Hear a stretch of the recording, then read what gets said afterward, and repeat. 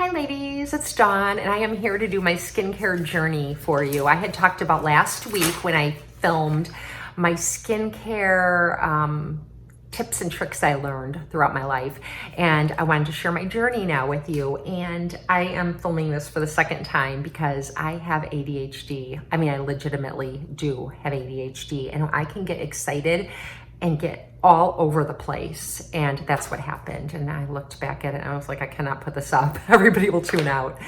So I get talking fast and I get excited and then I start kind of jumping all over, and that's pretty typical of me. I've learned to kind of slow down and pace myself. So I'm just refilming it. And before I start, there's a couple of orders of business. The first one is, this is going to be a tag video and I'm going to be tagging 4 of my friends here on YouTube. So look in the comment section or the description box and see if I tagged you. And I'm gonna mention at the end who I tagged too, but just in case they're not still here, they'll know that they've been tagged to share their skincare journey. And the next thing I wanted to make sure I said is the little disclaimer that I'm not a medical, well, I am a medical professional, I'm a nurse.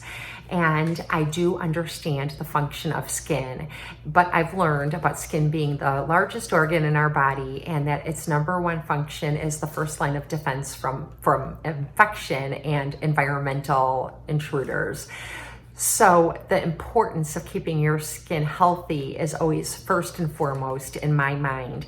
So I might approach this differently than someone who feels like, you know, their skin does just fine with a lot of exfoliating or a lot of treatments and things like that, like a lot of peels. And if your skin does, that's fine. But I think it's the nurse in me that always comes at it from the angle of health, keeping your body healthy. And I find health to be the most beautiful thing, no matter what it is, like shiny, clear eyes and teeth and skin. So I always want to be healthy and tell you to be healthy. And I'm not an esthetician. I was an anesthesiologist. I'm not that either. And I'm not a dermatologist. So I'm just a lady who does understand skin, but I've learned most of what I've learned about my own skin from trial and error and examining my own skin in the mirror and seeing what it needs, and then learning ingredients over time using all kinds of articles and Paula's Choice Ingredient Dictionary and the EWG Skin Deep database and so on and so forth. And then the last thing I wanted to say is that beauty always starts from within, and it's going to be your diet, eating foods that are rich in nutrients, and eating healthy and minimizing your sugar intake, because sugar can kind of ravage our skin. So minimize that. Eating right is really important, and sleeping and drinking lots of water and all that I kind of think goes without saying. So I'm gonna just head on in now after I've said all that, because this video isn't really about the foods I eat and all that. So we're just gonna jump in and get started. And I wanted to start by telling you just a few facts that might affect whether or not what I do will work for you. Okay, so I'm 51 years old and I've never had any procedures on my face. I've never had any surgical procedures done. I've never had microdermabrasion done. I've never done any. I have had 2 professional facials in my life, and the last one was when I was 34 and I'm 51 now. The only thing I do cosmetically is 15 units of Botox here. Do. And I do that every 5 or 6 months. I like to do it before summer and right after summer. I don't want my eyes to be able to to furrow here. And since I don't do very much, I can still make that furrow. And so my forehead is very, very smooth, I know, and I've always worn bangs and sunblock my whole entire life. So my forehead really has not had a lot of sun exposure, but I want to show you that, you know, I can move it, and, you know, I've got little lines on my nose and wrinkles by my eyes. I don't do filler, I don't do Botox anywhere except right here. And I think that's important for you to know. And I don't, I've never had lasers. I've never had anything like that. And I also live in a climate that has 4 distinctive seasons. And right now it's summer for all of us, most of us, unless you're on the other side of the world where it's flipped. And I live in Chicago where we have very, very hot and humid weather. And in the summer, in the winter and fall, it's very dry. And so I wanted to let you know that too, because I have to change my skincare based on the seasons as well. So having said all that, I'm just going to jump into my teenage years, and I'm not going to ruminate on this very long because it's not really going to help you very much anyway. It's just kind of like an icebreaker and you might enjoy it. So when I was a teenager, I had incredibly oily skin. So oily, in fact, that I got on the bus one day and someone asked me why my face was wet. And it wasn't wet. It was that oily that it looked like my face was wet. And I would get pimples on my chin, on the sides of my nose, and they were mostly whiteheads, but I definitely had blackheads too, and my forehead used to break out a lot too, so it was all in the T-zone, and my skin remained very oily throughout my teen years into my early 20s, and I used various products like Physoderm, Clearasil, St. Ives, apricot scrub, all drugstore stuff. I never went to a dermatologist. I lived in a family that we only went to the pediatrician and that was it. I never went to a dermatologist or anything like that. I wish I had, but we just didn't. And so throughout my teen years, I did find ways, I would bring little toners and things that I would find at the drugstore with a cotton ball, and during the day I would just try to kind of blot my skin so it wouldn't look wet. But so that was my skincare journey. Oh, I liked Noxzema a lot too back then, and I always was so jealous of the girls in the magazines that had dry skin type, or at least it appeared that they did. They had no flaws, no pimples, and then they would have the Noxzema commercial with the fresh face girl, and she was so beautiful. And so I never had that kind of skin when I was younger. Then when I got in my 20s, well, actually my late teens, my mom found out about Retin A. I remember her talking about it and telling me about this cream, or maybe I was watching the news with her. I don't really remember, but I distinctly remember it was about 1988 and I was about 18 years old, and they had discovered that Retin A helped fine lines and wrinkles, but it also helped acne. And I didn't know that because I never went to a dermatologist. So at that point I got Retin A, and that was life-changing. So I've used Retin A on and off since I was 18 years old. And I wanna say it was a 0.5, but I can't remember. I have the 0.1 only one time in my 40s, but other than that, I always used the 0.5, the mid. So anyways, that was so helpful. My skin was so kind of oily that my skin didn't dry out from the Retin A. So I never had the Retin A uglies, or that period of time that your skin adjusted to it. My skin just adjusted to it, and I think I used it pretty much every day. And I used sunblock with it because I didn't want, you have to, because it makes your skin sensitive to the sun. So I wanted to take that very seriously. And then other than that, I just used the Clinique 3-step skincare, the cleanser, toner, and moisturizer, along with Retin A. And that was probably all through my 20s. Then I got into my late 20s and I got pregnant with my first baby when I was 27. She's now 22, or I was 28 and she's now 22. So anyways, I decided that I didn't want to use Retin A because there wasn't enough research done to tell whether or not it would affect a baby when you're pregnant or breastfeeding. So I pretty much was pregnant, and I had 5 pregnancies between 28 and 37.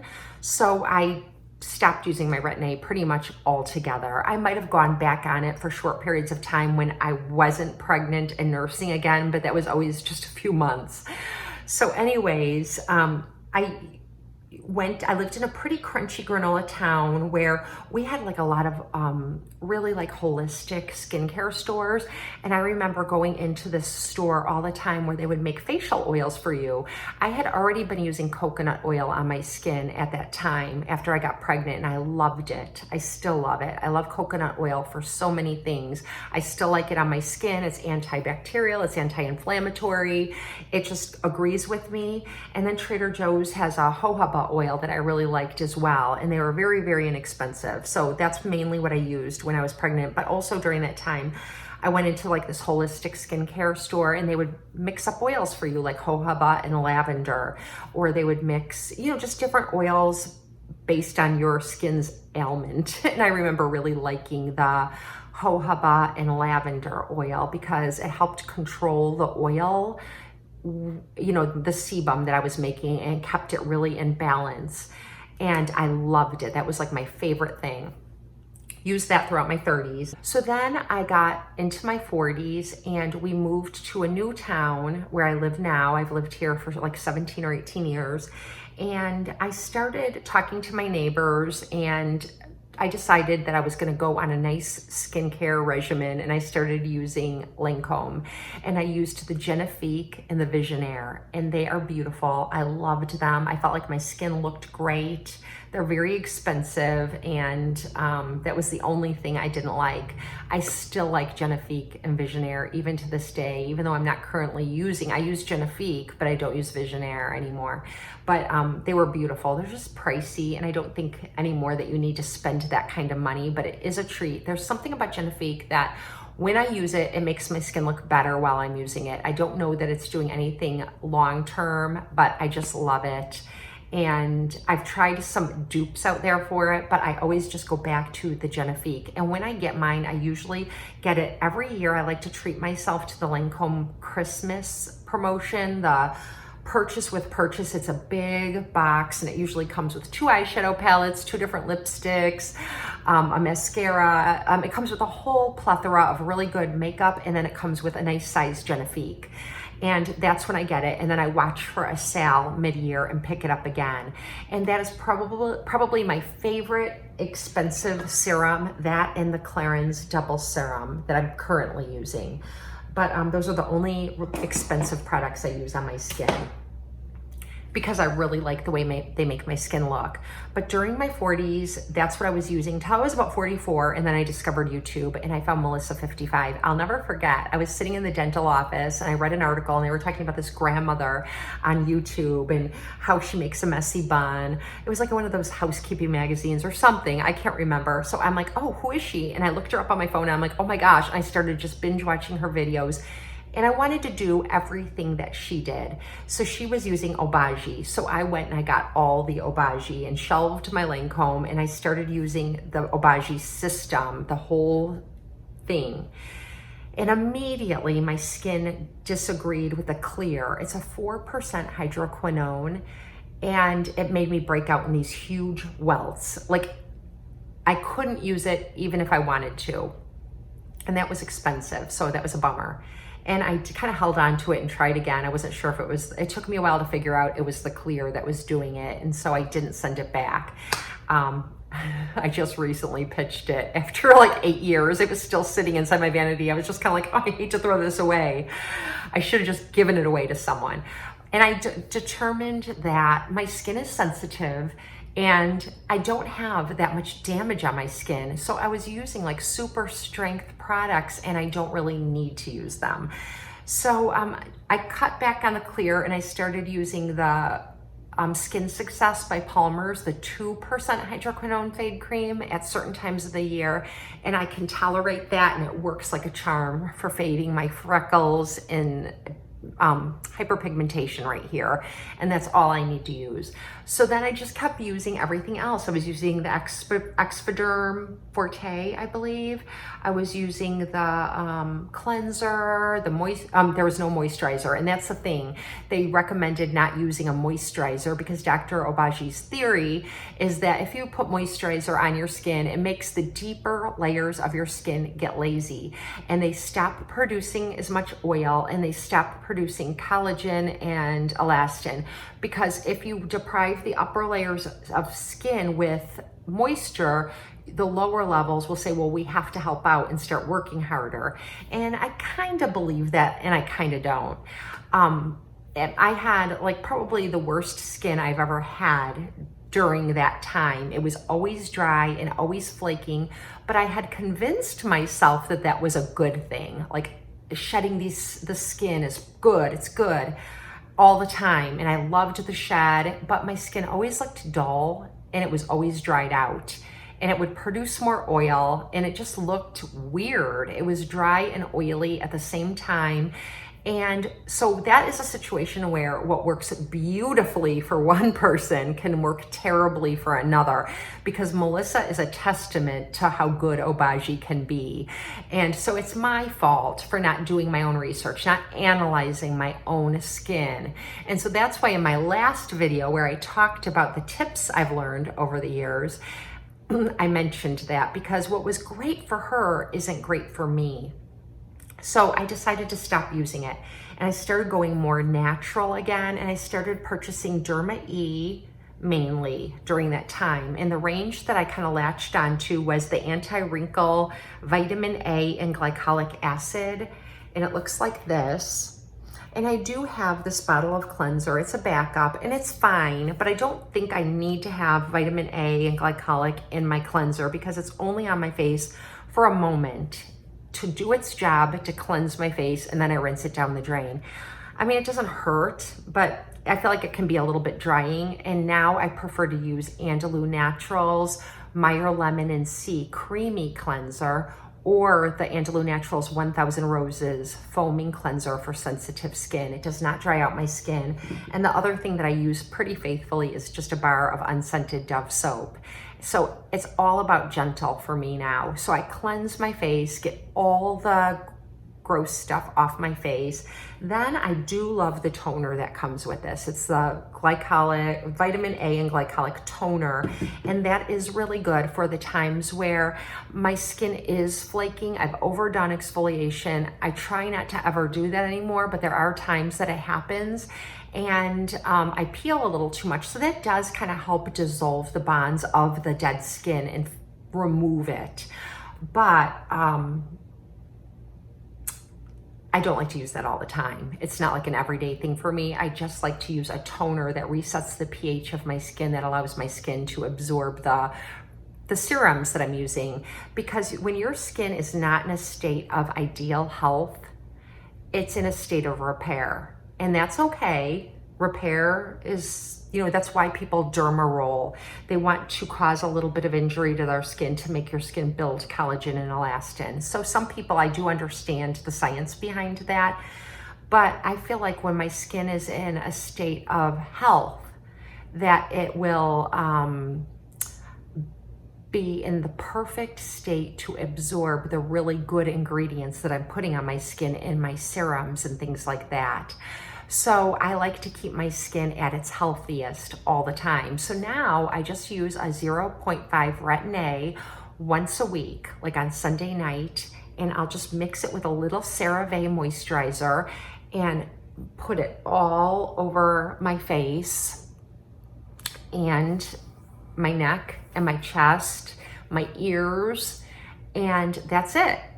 That's the only exfoliating I really do, because I was watching Dr. Jdee, and you can hear something over and over again, but it doesn't click in. She said something that she always says, and finally, and I hear it all the time, even from my own dermatologist, but it finally clicked. And she said, when your skin is dry, when you've done something that has dried your skin, I don't mean dry skin normally, but like something that dries your skin, or even dry skin normally, what your skin is craving is moisture. And so your skin likes oils and moisturizers, and that is what will keep your skin in ideal health. So I started experimenting on my own skin. And so even though I use like A313, now I used to use Retin A one Sunday and then A313 the next, and then Retin A the following. So it was every other week. Now I'm at a point where I'm using Retin A on Sunday and I use like my A313 on Thursday. So I'm now alternating them. The A313, my skin has acclimated to it and it's more gentle now than it used to be. So it doesn't create excessive peeling for me like it did when I first started using it. So I use those two things as my exfoliants. And then the rest of the week, I moisturize and I use different things that have ceramides, peptides, niacinamide, like vitamin E, aloe, just good ingredients. I even use like licorice root to help fade spots and things like that. And my skin readily absorbs them. And I feel like my skin has never looked better at the age of 51. So I guess what I'm trying to say is that for me, what ultimately was the discovery of all these years of trying different things for my skin is that keeping my skin, it's what I learned in nursing school, that healthy skin is the best skin, and that I don't want to do things to create repair all the time, because if I do that all the time, my skin will never be in a state of health and ready to absorb the good ingredients or use them to their maximum benefit. I do think there are times when we want to kind of throw our skin for a loop and make it kind of think it needs to repair, and I do that with the Retin-A. You know, it does cause a little bit of dryness and then some peeling, and then I go right in with moisture the next day until I go on with the A313. So I'm kind of keeping my skin guessing. I'm putting some ingredients, vitamin A derived ingredients, that are the only skincare ingredient that has enough science behind it to prove that it can build collagen and elastin and create healthier skin, and help your skin repair, fade dark spots, minimize wrinkles, and so on and so forth. So that's what I do. So yeah, I think the takeaway is health. Just keep your skin in health. Figure out what keeps your skin looking its most radiant and healthy. And I've once said before in a different video, and it sounds morbid, but it's what I truly believe. What if you believe that flaking skin and really red, angry skin is good because your skin's building collagen, and you're doing this and you're going weeks and your skin never looks good, and then you die in a car crash? What have you gained? You know what I mean? We don't know what tomorrow holds. So what I've learned is that I want beautiful skin every day. I want every day for people to say, her skin looks great, you look radiant, you're taking good care of yourself, you're in health. And that's how I want to look. So anyway, and sunblock. I've heard people say that they don't use sunblock because vitamin D is good. I do believe vitamin D is good, but gosh, there's so much evidence that shows how bad the ultraviolet rays, the UVA, UVB, and the different rays that come onto us are for our skin. They are the #1 damaging thing that you can do for your skin. So I wear sunblock all the time. I do supplement my vitamin D, and I do eat well to make sure I get vitamin D. I get my labs checked and I'm fine. I'm not deficient. So, you know, there's ways to get your vitamin D without damaging your skin. So I'll just leave that there. So anyway, that is my skincare journey from teens to 50s. And I hope that you learned something from it. If you disagree with me, I don't really want to debate. I know that this isn't for everyone. It's just what I do. And watch the first video if you haven't, because it kind of just explains how I analyze my own skin all the time to see what it needs, and then I give it what it needs. And I can do a third installment of this video if you would like, showing you my favorite products, the things that I rotate all the time and the things that I use. I hate doing my daytime skincare routine and my nighttime skincare routine because I do change up all the time what I'm using. I like to use different products, the same kinds of ingredients, just in different ways at different times to keep my skin looking its best. And I determine that by staring in the mirror at my skin and analyzing what it needs. So I do want to make this video a tag for those of you who are still here. I want to tag my best friend, Jdee. I want to tag my friend Tracie from Tracie's Beauty. I want to tag Sheila from Keeping It Real with the Old Girl. I'm going to link their channels below. And I want to tag Tamara's Timeless Beauty. So I'm tagging 4 people, and I would love it if you ladies would share your skincare journey from whenever you started skincare up until now. I'd love to hear the journey you're on. And for those of you who don't have a channel, I would love for you to comment below and just let me know some things that you've learned from your skincare journey, or just anything about skincare that you'd like to share. So thank you for spending some time with me. I'm sorry if this video is a little bit scattered. I didn't take a lot of notes, so I was a little bit all over the place, but I hope you're still here with me, and thank you for being here with me. I'll see you next time. Have a blessed and beautiful day.